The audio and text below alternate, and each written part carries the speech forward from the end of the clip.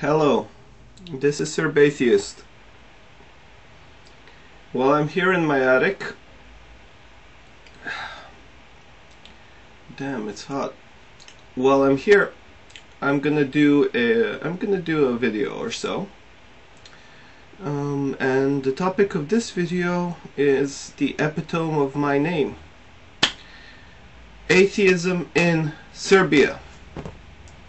So, I think it's an interesting idea to see and compare just how atheism is regarded and treated in places around the world. I mean, we know a lot about America and Europe, maybe tentatively, but the picture still isn't complete. I mean, you know, there might be some places in the Bible Belt where things are okay, or there might be some places in the so-called blue states where the things are not so okay.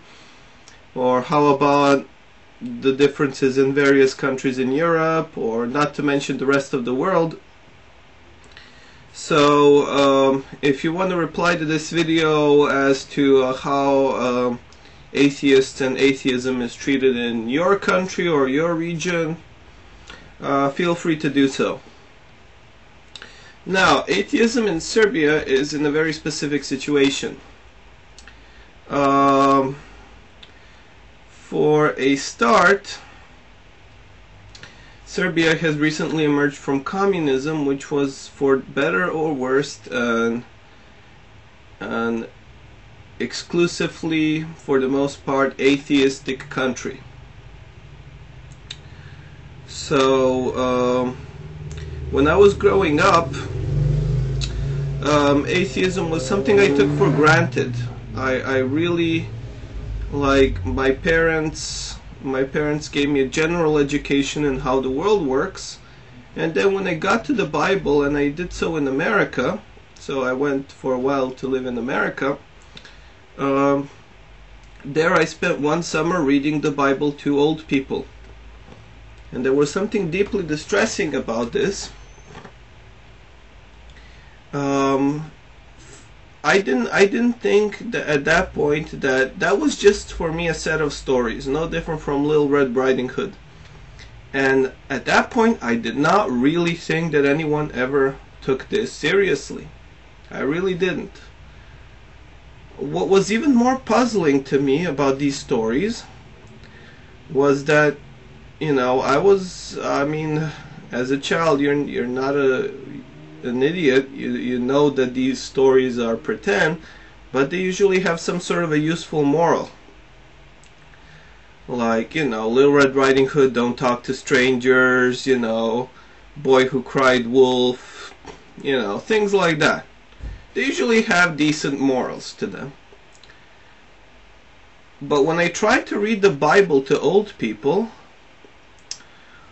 I could not find what these stories were trying to tell me. It was very disturbing. Like, the Bible kept talking about, you know, destroying the human race, Noah's Ark. You know, it seemed to be like a nasty story from the very beginning, fixated on just one race, the Jews. I was like, dude, if I was making a story like this, I would make it much more interesting. You know, why are we talking about only this one bunch of people? Like, wouldn't it be nicer if we were all over the place?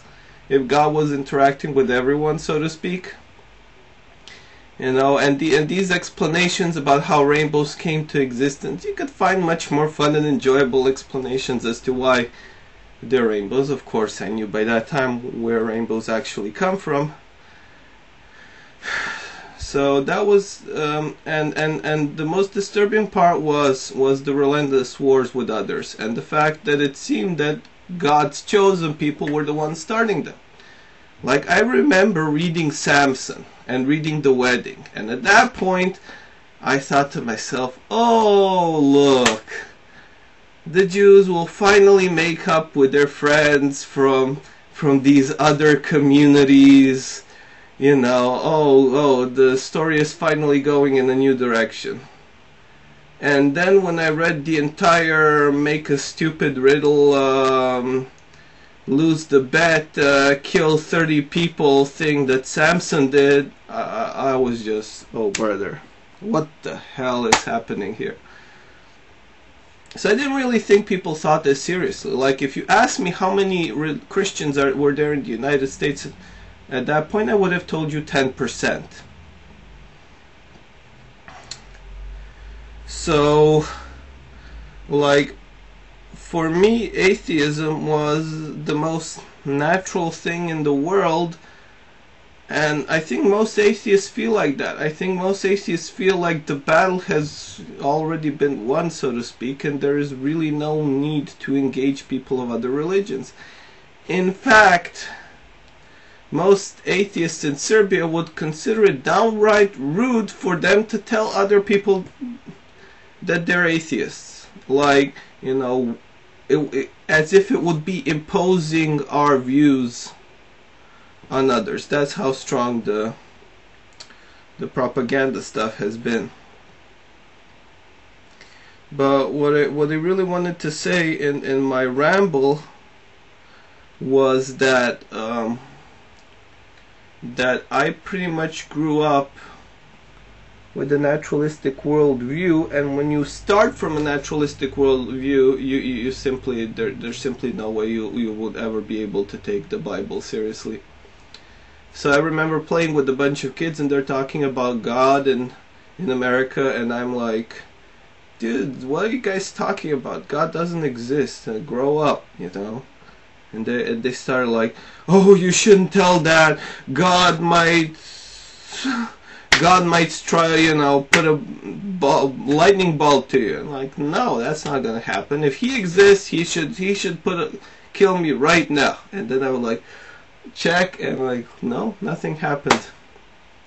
So they looked at me like I was Satan, and I looked at them like they were completely crazy. Like, what are these mad children talking about? Do they actually believe that God exists? So it was a nice example of cross-cultural, cross-religious miscommunication. And as to the argument, God should kill me right now, well, hey, I said I was an atheist. I didn't say that at age 7, 8, whatever, I was a particularly sophisticated atheist. My arguments have become more better with time, obviously. So, this is a nice introductory rant for my subject on how atheism is in Serbia. So, I'm going to reserve that for the next part of my video.